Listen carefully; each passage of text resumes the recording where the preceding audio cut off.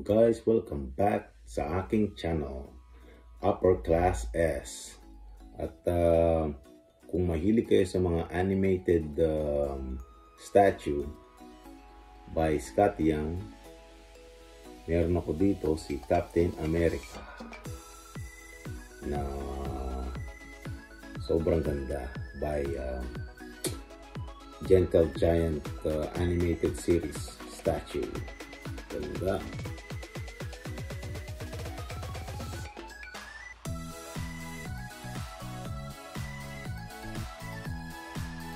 Price value niya ngayon is between $80 to $150. So parang 4,500 to 8,000 pesos. Ginrab ko na to kasi sobrang mura niya. Nakuha ko lang siya ng $20. So parang 1,100 pesos lang siya. Ang problema, may konti siyang damage nung nabili ko siya. Wala siyang wings. Yan. Okay naman. Magagawa naman natin yun ng paraan. Tsaka bali yung isa niyang kamay. May naglulo naman natin.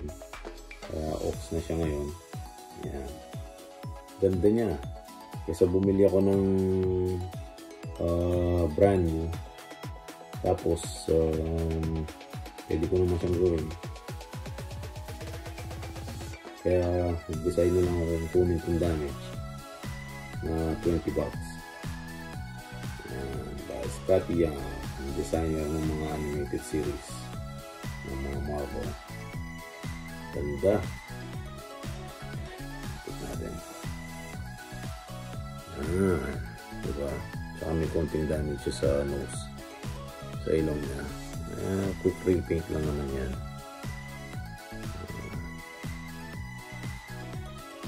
Yan. Saka dito sa kabila. Tapos ito nabali. At saka konting touch up lang yan. Okay na siya uli. At saka meron siyang 3,000 limited edition number. Yan. Medyo may kataasan. Yung retail value nito, alam ko dati is 60. Parang ganun. Tapos bigla siyang tumaas. Dati umabot pa nga ito ng $200 to $300, alam ko eh. Kaya nung nakita ko to sa naka-jackpot, so kinuha ko na siya agad. $20, 1,100 pesos. Sobrang mura. Ganda.